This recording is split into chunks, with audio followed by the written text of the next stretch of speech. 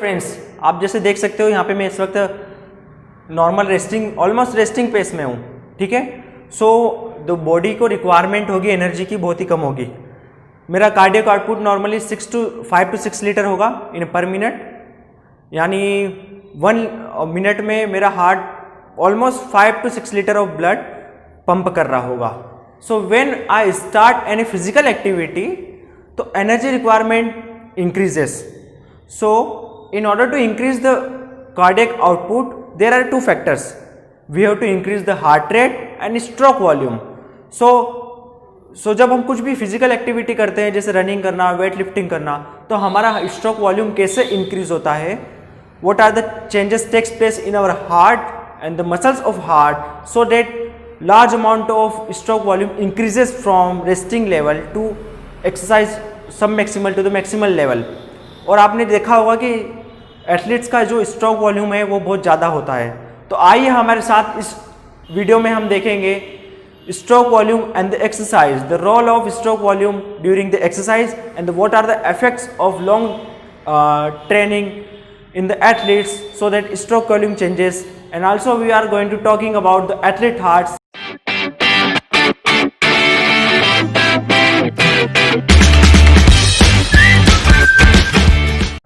So let's proceed to the stroke volume. First of all we will going to know about the stroke volume. You can see this is your right atrium, ठीक है, जो कि blood पहुंचाता है हमारे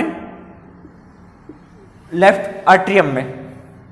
यह हमारी body से पूरा ब्लड आया जो कि डीऑक्सीजनेटेड ब्लड है, वो हमारी बॉडी से राइट आर्ट्रियम में गया। और यहाँ से जाने के बाद में as you know that this blood is deoxygenated, need to be oxygenated, इसे हमें ऑक्सीजन पहुँचाना है, इस ब्लड में ऑक्सीजन का और कार्बन का डिफ्यूजन कराना है, तो ये जाएगा हमारे लंग्स में, ठीक है। यहाँ पे लंग्स में जाएगा और लंग्स में जाने के बाद वहाँ से ऑक्सीजन को कैरी करेगा, कार्बन डाइऑक्साइड को रिलीज करेगा। फ्रॉम दैट ये रिटर्न आएगा हमारे हार्ट में,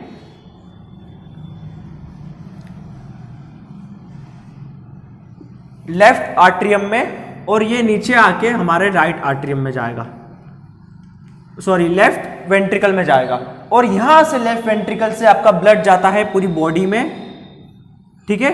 यहां से आपका ब्लड जाएगा पूरी बॉडी में, ठीक है।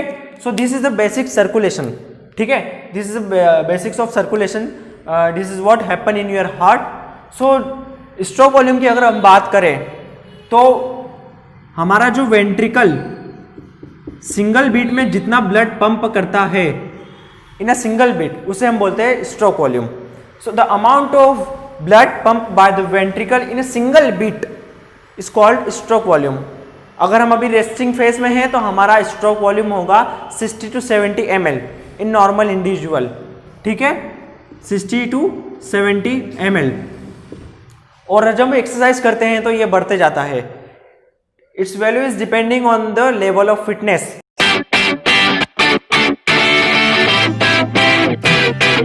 About the factors affecting ventricle stroke volume, ऐसे क्या फैक्टर्स होते हैं जो हमारा वेंट्रिकल को यानी हमारे स्ट्रोक वॉल्यूम को अफेक्ट करते हैं। तो first one is volume of blood return, that is a preload. हमारा प्रीलोड डिपेंड करेगा कितना हमारा ब्लड हमारे वेंट्रिकल में है, ठीक है। यानी सपोज अगर हमारे वेंट्रिकल में कम अमाउंट ऑफ ब्लड है तो वो कम ही अमाउंट ऑफ ब्लड पंप करेगा, और अगर वेंट्रिकल में ज़्यादा अमाउंट ऑफ ब्लड फिल हुआ तो ज़्यादा अमाउंट ऑफ ब्लड पंप करेगा। You can see here, suppose हमारे वेंट्रिकल में ब्लड फिल हुआ ओनली 100 ml, ठीक है, तो वो इतना प्रीलोड है, इसमें इतना साइज होगा। और अगर ज़्यादा amount of water, suppose 200 ml water हमारे वेंट्रिकल में फिल हुआ तो उसका प्रीलोड ज़्यादा रहेगा। और अगर प्रीलोड ज़्यादा रहा तो मैंने इन दोनों को अगर कंट्रैक्ट किया तो किसका वॉल्यूम, स्ट्रोक वॉल्यूम ज़्यादा होगा, जिसमें ज़्यादा ब्लड है। यानी जितना ब्लड अमाउंट ऑफ हमारा वाटर है, जितना अमाउंट ऑफ हमारा ब्लड है वेंट्रिकल में, उतना इसमें इलास्टिक एनर्जी स्टोर हो चुकी है। और जब ये कंट्रैक्ट होगा तो उतना ही फोर्स से हमारा वाटर हमारा ब्लड वेंट्रिकल से बाहर आएगा। So you can see here, suppose हमारा वेंट्रिकल इतना फिल हुआ, ठीक है, तो ये कम amount of stroke volume out करेगा, यानी कम अमाउंट ऑफ ब्लड को पंप करेगा, और if our ventricle is completely filled and in a single contraction it pump more amount of blood, so that is volume of blood return, और we can say preload। और ये volume of blood return हमारे बहुत सारे factors भी depend करेगा, muscles और respiratory pump के ऊपर, जो कि हम आगे जाके बात करेंगे। नेक्स्ट है वेंट्रिकल डिस्टेंसिबिलिटी। जैसे मैंने आपको वेंट्रिकल प्रीलोड के बारे में तो बता ही दिया है, तो वेंट्रिकल डिस्टेंसिबिलिटी क्या होता है? हमारा प्रीलोड वेंट्रिकल डिस्टेंसिबिलिटी पे भी डिपेंड करेगा। अगर हमारा वेंट्रिकल डिस्टेंसिबिलिटी यानी its ability of our ventricle to expand, यह हमारी वेंट्रिकल की एबिलिटी है, हमारे मसल्स की एबिलिटी है, कितना एक्सपेल हो सकता है, कितना फैल सकता है। सपोज आपकी वेंट्रिकल की डिस्टेंसिबिलिटी अगर इतनी सी है, यानी मैंने इसमें वाटर फिल किया और सपोज इसमें अगर ब्लड फिल हुआ तो इतना ही फैल पाया। अगर इतना ही डिस्टेंसिबिलिटी है तो कम अमाउंट ऑफ ब्लड इसमें फिल होगा। इफ द वेंट्रिकल डिस्टेंसिबिलिटी मीन्स अगर ये ज़्यादा फैल सकता है तो ज़्यादा अमाउंट ऑफ ब्लड उसमें इंटर होगा। अगर वेंट्रिकल डिस्टेंसिबिलिटी अगर ज़्यादा रहता है तो ये ज़्यादा वॉल्यूम प्रोवाइड करता है, ज़्यादा अमाउंट ऑफ ब्लड जिसमें इंटर हो सके, ठीक है। तो in this balloon you can see, suppose this is our ventricle, इसकी डिस्टेंसिबिलिटी कम है और इसकी डिस्टेंसिबिलिटी ज़्यादा है। तो जब हम इन्हें पंप करेंगे तो जिसकी वेंट्रिकल की डिस्टेंसिबिलिटी ज़्यादा है तो वो ज़्यादा अमाउंट ऑफ ब्लड पंप करेगा, यानी ज़्यादा amount of stroke volume pump करेगा। In a case of elite athletes, long distance runner, उनकी वेंट्रिकल डिस्टेंसिबिलिटी बहुत ज़्यादा होती है, यानी वेंट्रिकल का वॉल्यूम ज़्यादा हो जाता है, जिसके कारण ज़्यादा अमाउंट ऑफ ब्लड इंटर कर पाता है और ज़्यादा अमाउंट ऑफ ब्लड पंप कर पाता है। Next is ventricle contractibility. It's an ability of our ventricle muscles to pump forcefully. अगर ये हमारी वेंट्रिकल की एबिलिटी है, कितनी फोर्स से वो पंप कर रहा है, ठीक है। तो it's very on the level of athletes, fitness of athletes. जो सेडेंटरी पर्सन्स होते हैं उनमें वेंट्रिकल कंट्रैक्टिबिलिटी कम होती है, और जो पावर लिफ्टर्स होते हैं और लॉन्ग डिस्टेंस रनर होते हैं, specially in power lifters, ventricle contractibility बहुत ज़्यादा होती है, उनकी मसल्स वेंट्रिकल स्ट्रॉन्ग होती है। सो वेंट्रिकल कंट्रैक्टिबिलिटी इज जस्ट सिंपल, कितनी फोर्सफुली हम वेंट्रिकल पंप कर रहा है, ठीक है। अगर ये लेस पंप कर पा रहा, अगर फोर्सफुली नहीं पंप कर रहा तो स्ट्रोक वॉल्यूम कम ही होगा, यानी ब्लड जो आ रहा है वो कम है, ठीक है। और अगर ज़्यादा रहा तो ज़्यादा होगा। You can see here, suppose this is your ventricle before pumping, और अगर हम इसे कंट्रैक्ट करें, अगर आपका वेंट्रिकल इतना ही कंट्रैक्ट हुआ, ठीक है, तो कम अमाउंट ऑफ ब्लड बाहर आएगा, और अगर आपका वेंट्रिकल इतना ज़्यादा कंट्रैक्ट हो चुका है तो ज़्यादा amount of stroke volume pump कर पाएगा। सो this is the difference. Next is pulmonary artery pressure. Pulmonary artery pressure से क्या मतलब है कि आपका जो वेंट्रिकल है, वेंट्रिकल से ब्लड पूरी बॉडी में कौन लेके जाता है? पल्मोनरी आर्टरी, और वी कैन से अरोट्रा। तो अगर इसके अगेंस्ट अगर कुछ प्रेशर है, ठीक है, पेरिफेरल वेसिकल्स में, पेरिफेरल आर्टरी में अगर कुछ प्रेशर है और वो वैसो कंट्रैक्टेड है, तो इसे ज़्यादा फोर्स लगाना पड़ेगा पंप करने के लिए। If it is free,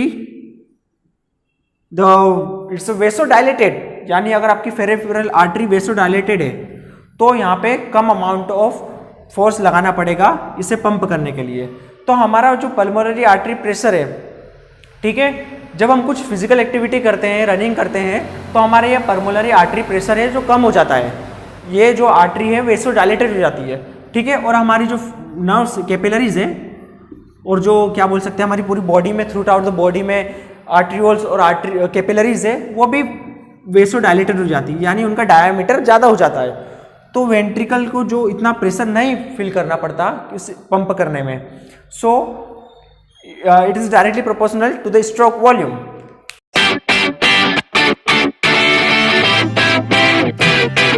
talk about the stroke volume during exercises. So जब अभी हम रेस्टिंग फेज में होते हैं, तो अगर एथलीट अनट्रेंड है तो इसका स्ट्रोक वॉल्यूम कम होता है 50 to 70 ml पर बीट, और अगर वो हायर लेवल की एक्सरसाइज करता है यानी इंटेंस वर्कआउट करता है या मैक्सिमम एक्सरसाइज करता है तो ज़्यादा से ज़्यादा उसका स्ट्रोक वॉल्यूम जाएगा 80 to 100 ml। In case of trained athlete, moderate level athlete, stroke volume rest में होता है 70 to 90 ml। In case of maximum exercises 110 to 150 ml तक जा सकता है। और in case of higher athlete, the most elite athletes, endurance athletes, जिनके इसमें स्ट्रोक वॉल्यूम जो रेस्टिंग फेज में स्ट्रोक वॉल्यूम है वो 90 से 110 ml तक होता है। वो क्यों होता है हम आगे जाके देखेंगे। और जो मैक्सिमम स्ट्रोक वॉल्यूम जा सकता है 150 टू मैक्सिमम 200, और वी कैन से इन सम केस 220 तक भी जा सकता है। सो आप देख सकते हो कि यहाँ पे स्ट्रोक वॉल्यूम में डिफरेंस है, huge difference in stroke volume. So elite athletes में क्या होता है, before look here, during the exercise हमारा स्ट्रोक वॉल्यूम नॉर्मल से स्टार्ट होता है, ये परसेंटेज है। तो अगर हम इंटेंसिटी पे वर्कआउट करें तो हमारा स्ट्रोक वॉल्यूम रेंडमली इंक्रीज होते जाता है, ठीक है। But up to 60% of intensity stroke volume जो कि अनचेंज रहता है, उसके बाद में further there is no change in stroke volume in case of normal athletes. But elite athletes में 60% के बाद भी ये लेवल पे भी, हायर लेवल पे भी स्ट्रोक वॉल्यूम इंक्रीज हुआ है in case of elite athletes, ठीक है। और अगर नॉर्मल पर्सन की बात करें तो 60% आने के बाद में अगर हमारी इंटेंसिटी धीरे धीरे बढ़ते जाती है और 60% पे आ जाती है तो उसके बाद में हमारा मैक्सिमम स्ट्रोक वॉल्यूम अचीव कर लेगा, उसके बाद में कोई चेंजेस नहीं आएगा, ठीक है।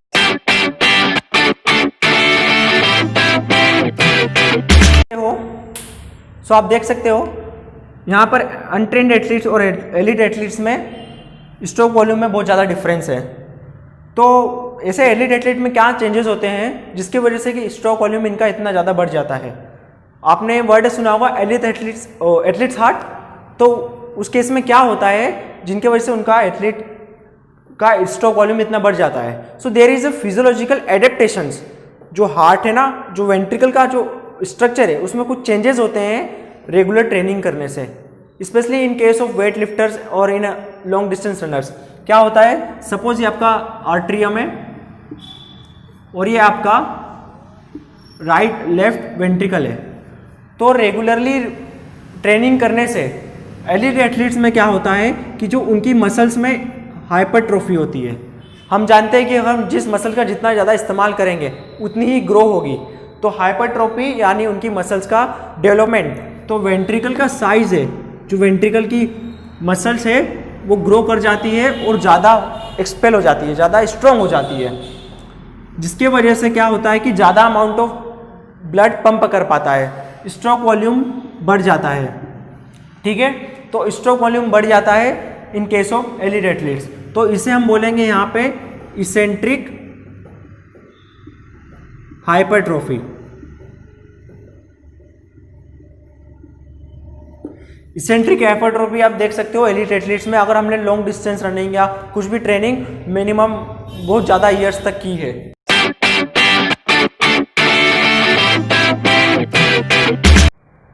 सो आप let's talk about the stroke volume changes with the positions.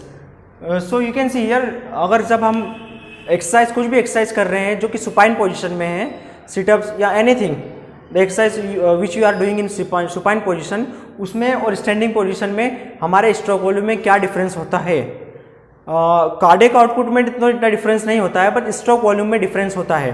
Suppose आप सुपाइन पोजिशन में कुछ भी फिजिकल एक्टिविटी कर रहे हो, दिस इज योर बॉडी, तो उस टाइम पे क्या होता है, जो आपके हार्ट की तरफ जो ब्लड आ रहा है उस पर ग्रेविटी का इन्फ्लुएंस नहीं होगा, ठीक है। तो वो डायरेक्टली आपके हार्ट में इजीली आ पाएगा और ज़्यादा अमाउंट में आ पाएगा। तो जो रिटर्न है, विनस रिटर्न इसमें हमारे हार्ट में वो ज़्यादा होगा, ठीक है, in case of supine position. और in case of standing position, अगर आपकी बॉडी स्टैंडिंग पोजीशन में है और आपके लोअर लिम्स का कंट्रैक्शन रिलैक्सेशन नहीं हो रहा है, तो उस टाइम पे क्या होगा, आपकी जो विनस रिटर्न है, जब आप इरेक्ट पोजीशन पे खड़े हो, ठीक है, नॉर्मली आपके लोअर लेग्स का कंट्रैक्शन रिलैक्सेशन नहीं हो रहा है उस टाइम पे जो हमारे हार्ट की तरफ जो ब्लड आएगा उसका अमाउंट इफेक्ट होगा, वो कम अमाउंट ऑफ ब्लड रिटर्न जाएगा और कम अमाउंट ऑफ वेंट्रिकल का फिलिंग होगा। क्यों?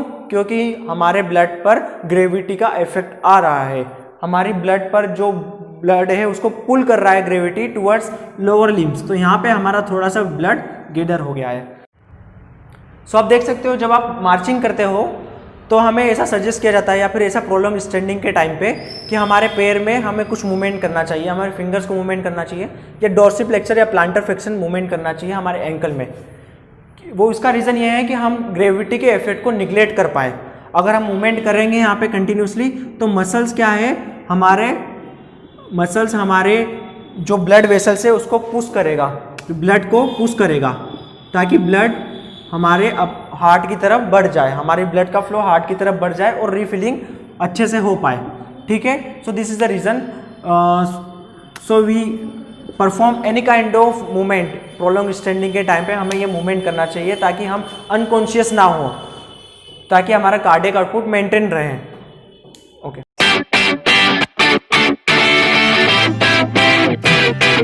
To the Frank Starling mechanism. So आपका स्ट्रोक वॉल्यूम ऑलमोस्ट, अब मैं जैसे कि मैंने आपको पहले बताया कि कंट्रैक्टिबिलिटी, डिस्टेंसिबिलिटी, प्रीलोड और इन चीज़ों पे डिपेंड करेगा। पर आपका प्रीलोड किन चीज़ों पे डिपेंड करेगा? मीन्स मैंने जैसे आपको कहा था कि यहाँ पे कितना ब्लड फिल होता है उतना ही ब्लड आउट होगा, उतना ही स्ट्रोक वॉल्यूम होगा, वेंट्रिकल कंट्रैक्टिबिलिटी और आफ्टर लोड।